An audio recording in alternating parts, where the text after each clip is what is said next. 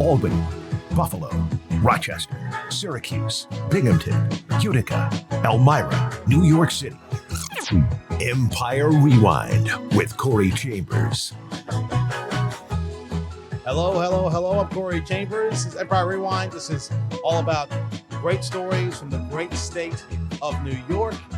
Once again, joined by who else? Brianna Williams is here. Producer Brianna Williams in the house as we talk about stories throughout the great state of New York. And we've got some good stories for you today. I'm excited. You're excited? You ready for this? All right. You already freaked out because I showed you a little clip. I did. And you're just like, what is this? Oh my goodness. I can't watch. You can't. We're talking about rats in New York City. It's one of the stories. It's not the first story. It's coming up later. People have a thought about what rats are like in New York City. We have news on rats in New York City, okay, that might surprise you wherever you're watching in the state. We're talking about that ahead.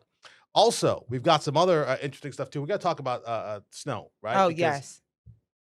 We didn't get a lot of snow here in New York City, but I know throughout the state, this is actually a video from Schenectady. Wow. They got quite a bit, and we're Man. talking about what they were dealing with. Obviously, here in the city, it was like this rain. It was like icky and wet and whatever. But That's it. Yeah. but We didn't get all that. we don't want all that. We don't want all that. Schenectady and Albany and Syracuse, you all And keep Buffalo. all that. Buffalo And- they get slammed. You know Buffalo. So you know what? Why don't we start actually in Albany and talk about how they were facing off with that snow.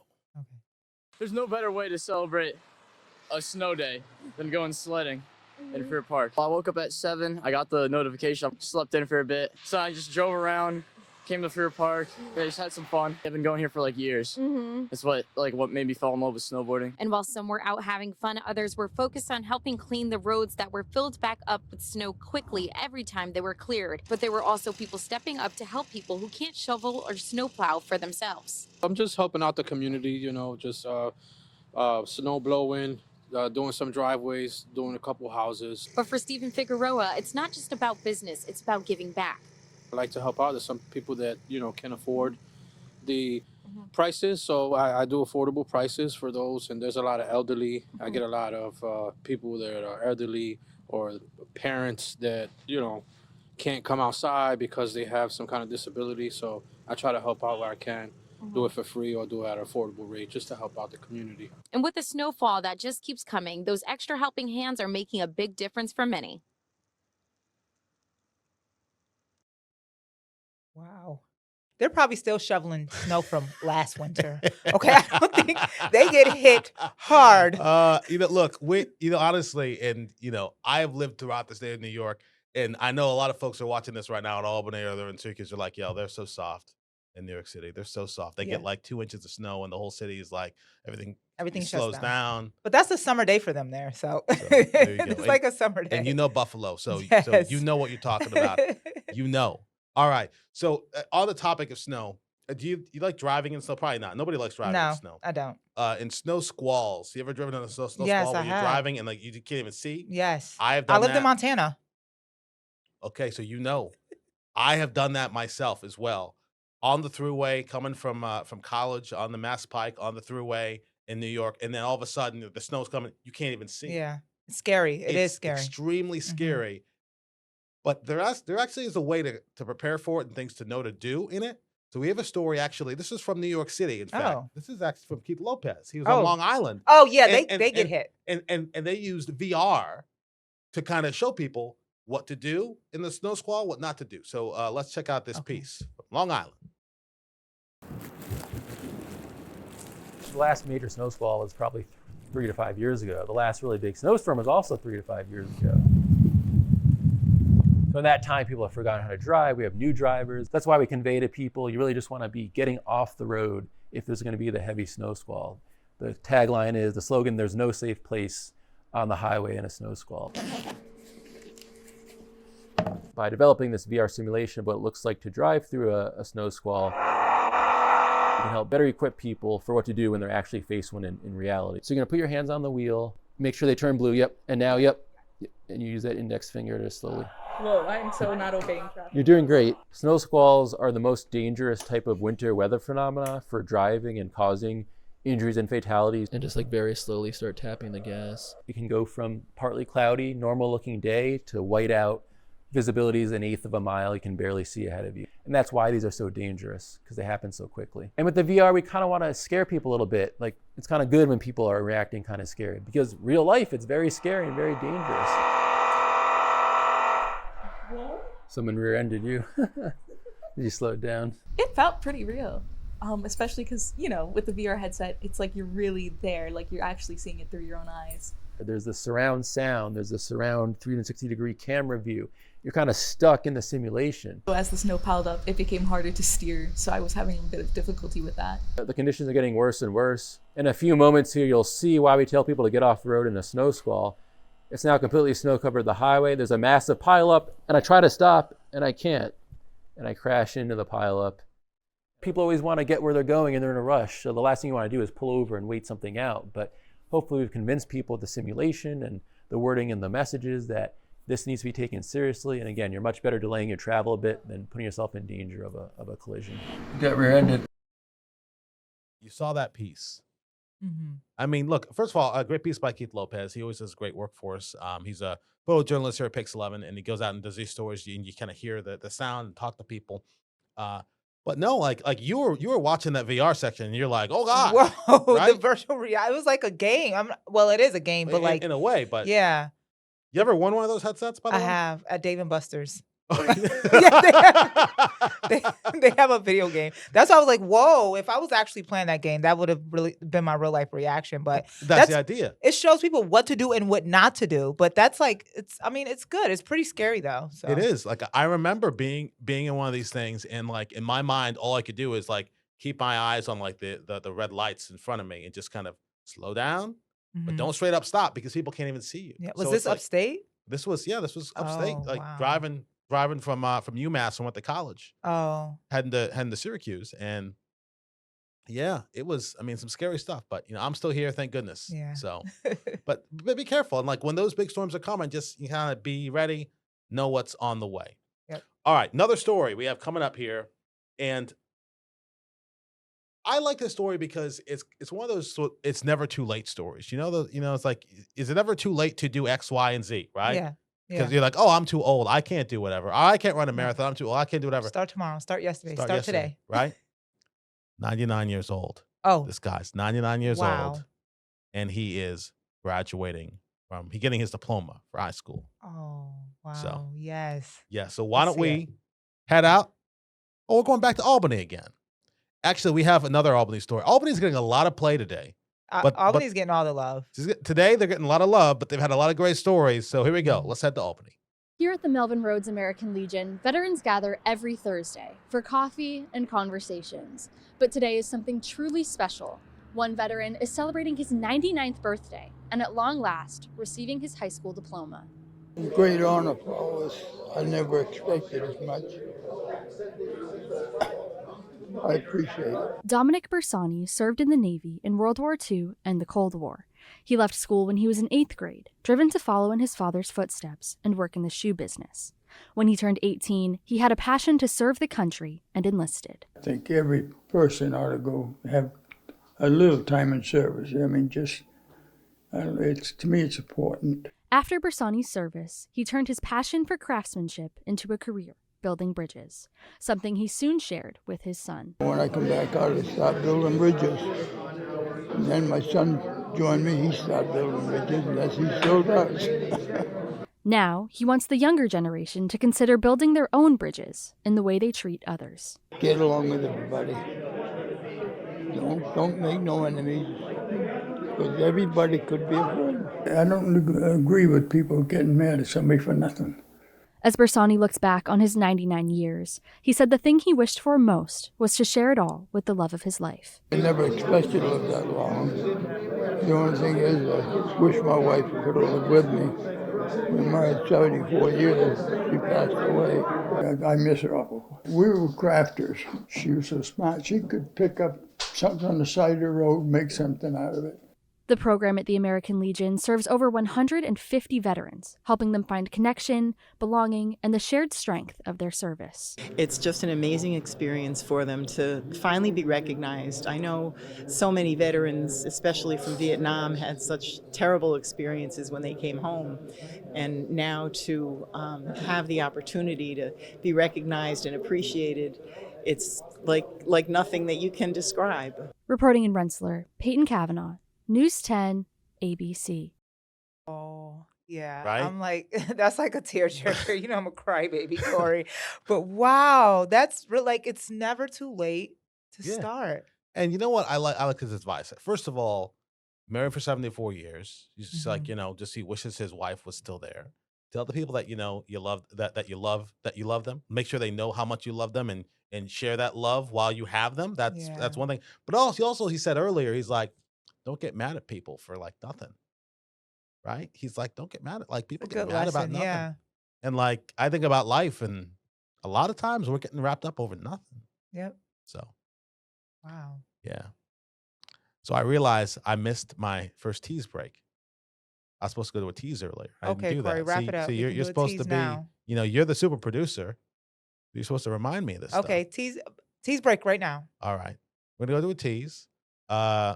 We still have this story coming up. Oh, the rats. I'll get it off the screen. But we're talking about rats in New York City. That is coming up in a bit. But also another great story. The next story we have for you, it's really great. It's out of Syracuse, and you got to come back for it. We'll be right back. Empire Rewind with Kori Chambers.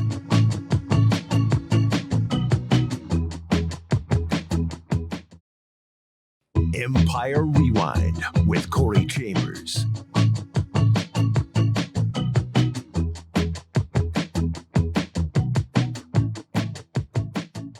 All right, Brianna, we're talking about besties right now. Oh, besties. You have a BFF, I'm sure.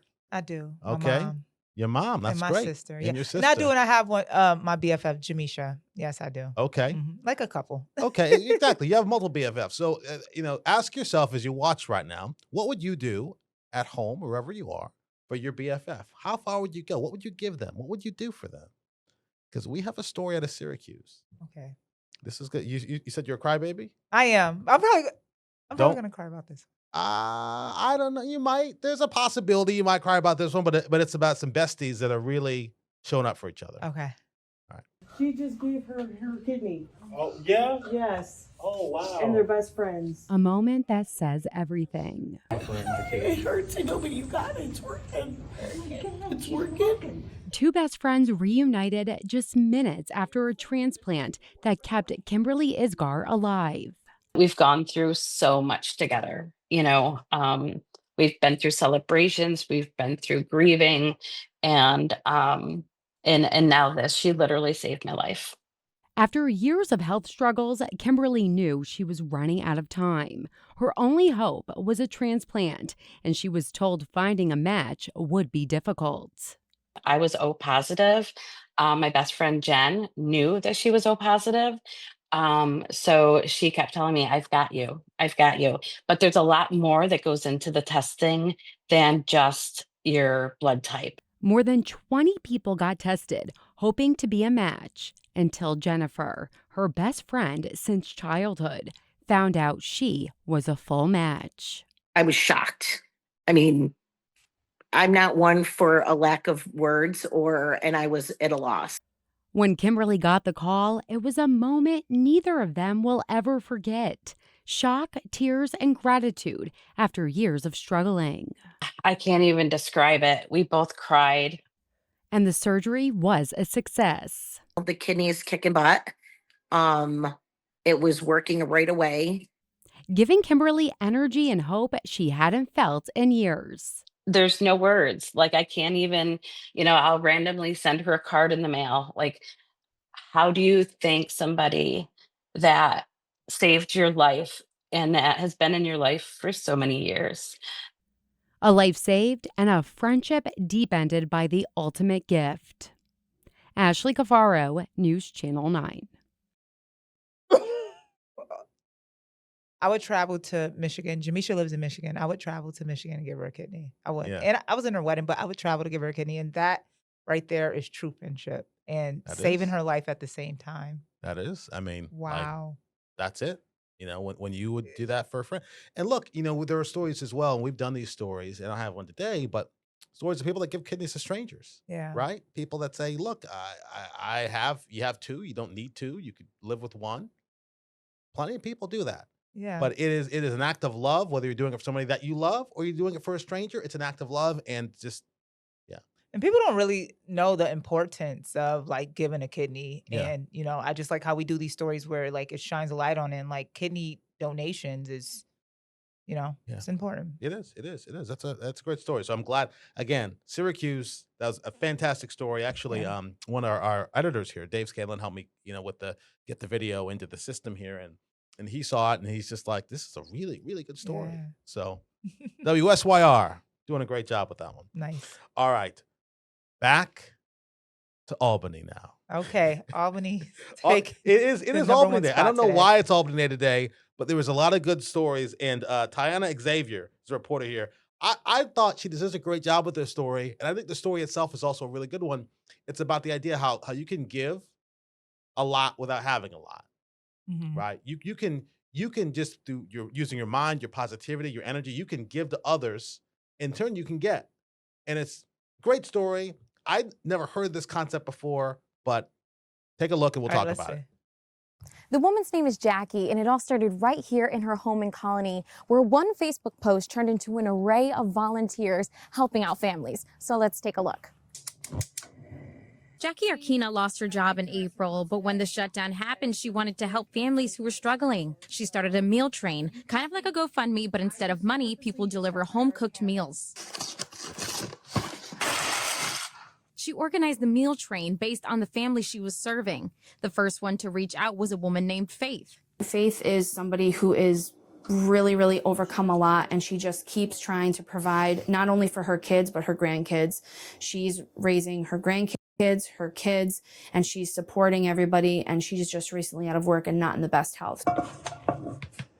Jackie started the meal train for Faith on November 1st, and the community response has been overwhelming. Through the website, volunteers can cook meals and drop them off whenever they can. Jackie has committed to Sundays and shows how simple and inexpensive it can be. I just purposely use stuff I already had that's still fresh, but I think a big misconception is that you can't cook for people unless you do it gourmet, unless you use really expensive ingredients. This is my whole Alfredo. The whole meal costs less than $10, so I can feed this family of 4 for $20. Once done, you can go back on the link and check what dates are available to deliver it. Right now, she's got pasta Alfredo, and then I'll pick up the chicken later, and then there's availability for tomorrow and Saturday. Once it's all set, the meal is ready for delivery, contact or no contact, depending on what the recipient wants. Since starting the meal train, Jackie has nearly 20 volunteers helping other families in need as well. 2 ladies we check in with each week to see if they need groceries. And then our 4th family is Preston's family. Preston's very new to the area, and he was displaced, and our family friend,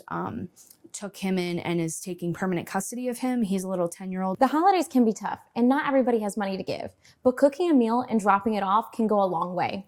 Reporting in Colony, Tiana Xavier, News 10, ABC. Look at Tiana Xavier there stirring the thing as she does the things. Exactly. Nice job. I love that story. It's a great story, right? Yeah. And, you know, like for me, it's the idea that it doesn't take a lot to help somebody else out, and just the idea, like we're all trying to eat meals or whatever. But if I'm making something and I give you some, and then you're making something, you give me some, now we both have a variety, and we're not spending extra money. Yeah. Wow. You know, I did something like that for my neighbors. I have to bring it back to myself for a bit. I used to cook and make extra food for them. Because I knew that's a very you thing to do. That's Yeah. you can probably tell if you're watching right now. That's again the reason when I started this, I said, I want Brianna. I want Brianna because you got that spirit, you got that heart. Like you just see it, right? And Yeah. I'm just like, I want that to be part of Thanks, this. Kori. So. But yeah, that's like what she's doing. It reminds me of Meals on Wheels as well. But like for her to go out and just to, you know, give Yeah. to those. And like you said, she had very little. And she's making food for herself and making food for other people and It's family. a meal train. I love the idea. And think about this too, right? As you were talking about she's like $20. Oh, it's like $20 to feed a family of 4. Mm-hmm. you want to go out and get lunch. And so now we're in Manhattan, mind you, but you want to go out. There's a place next door. I don't go there. The place, like the salad place, or is it salad or whatever, that little pasta Yes, place? it is. The bacon, egg, and cheese is $15. It's, bacon, egg, and cheese. Think about that. That same money, you could feed a family of 4, or, it's wild. It's wild what people pay, what we have to pay. But again, if you have a meal train, you set it up the right way, everybody can save and everybody can benefit. So, all right. I'm off my little tangent on that. I went to that place like years ago. The bill, I'm like, I just got a little bowl of pasta and it's $20. I'm like, no, never again. Yeah. I went there this morning. I walked in You and went walked there out. this morning? I did, because I wanted a warm raisin bagel with butter. And I was like, oh, no, Okay. we got some upstairs. But Okay. yeah, this woman just fed a family of 4 Yes. on $20. So next time you get that warm bagel, egg and cheese or whatever, just think about that. Yeah. All right. We'll be right back. We still have, I'm not going to even play the video, but we still have the rat story. The rats. Ugh. But here's why I like this rat story, by the way. I think there's a perception about rats in New York City, right? Because we have people that watch from all over the state. Mm-hmm. And it's not, things are changing here. The things are changing. So we'll be right back. Empire Rewind with Kori Chambers.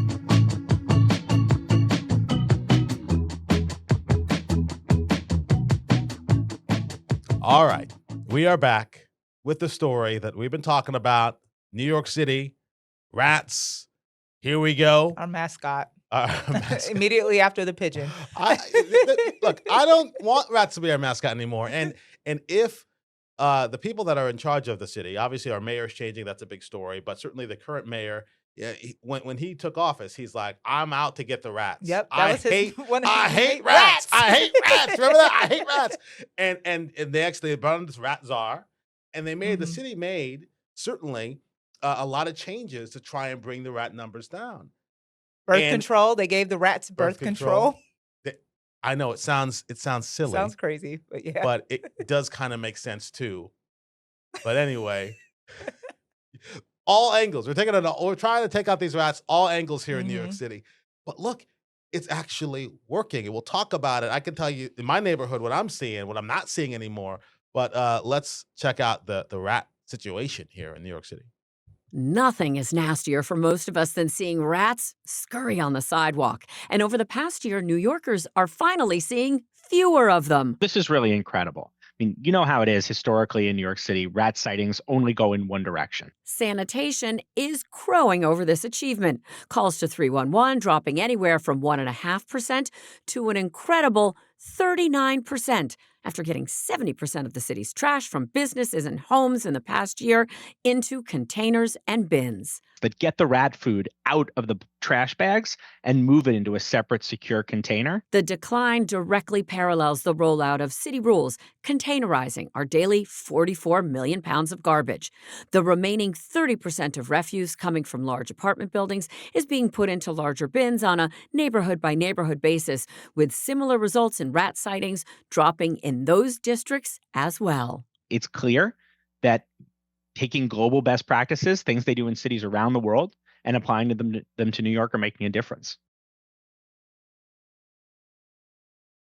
All right, Brianna, I'll let you weigh in first on this. I was just looking at the rats the entire time, Kori. Like, you know what? There are less and less and less rats. But remember that guy who put together that group, the tour group, to go around and like look for rats? I don't remember this. I pitched this story one day. I was like, this is interesting. People really come here and want to see rats. You want to see rats? No. Well, I have an absolutely idea. not. Why don't you come here and see the tree? Yes. Come here, spend some money at the stores and the shops or whatever. Let the rats go. Let the rats We be. don't want the rats. The containerization helped too. It So has helped yeah. tremendously. So where I live, I've lived where I live in Queens now for 10 years, right?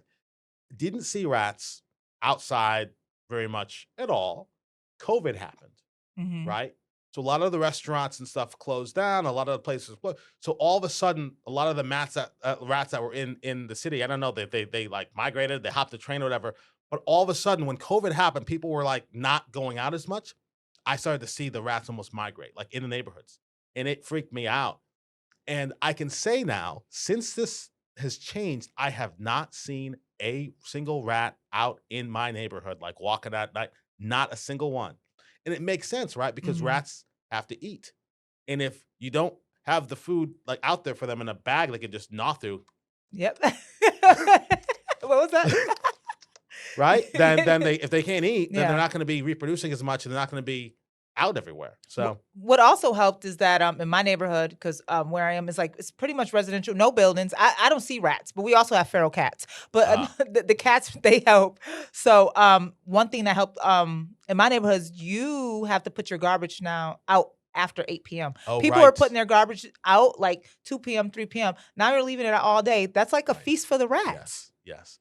And there are neighborhoods. And again, people that, like, this, I know this as you walk around the city, like there are certain neighborhoods where the trash used to be just on the street and just bags, just piles of trash. And literally it would be a feast. It would be a wrap buffet. Yep. And they'd run in, scurry in, they'd scurry out. It'd be just, Yeah. not great. But if it's in a container and they can't get in and out, it helps out. I probably see one on the subway tracks. From the here subway and there. tracks, that's yeah, another story. But like I one see or them all the two, time, but, but no, in my neighborhood, see, Nope. it's not as bad as you thought. Exactly. Our mascot is now the pigeon, Yes, the pigeons. a rat with wings. All right. You've upset some of the animal people now that like birds. So Oh. you've been canceled. No. It's been a good run though, Brianna. These past episodes. Pigeons are nice. Pigeons, they're fine. I know They're in the they way. don't bother me as long as they're not, doing their business. I'm fine. All right. On that note, it's been quite the broadcast. Thank you again for sitting down and joining us, and thank you so much for joining us. Yeah. Next week, great story. Didn't have time to put it in this time because I think we're running out of time. Yep. We're Wrap going- it up, Corey. No. See, thank you, producer Brianna. We're going to Brooklyn, going to Dyker Heights. Nice. Oh, The lights. wow. The lights there, amazing. It's a great story, and it's coming up next week. Guys, thanks so much for joining us. Empire Rewind with Kori Chambers.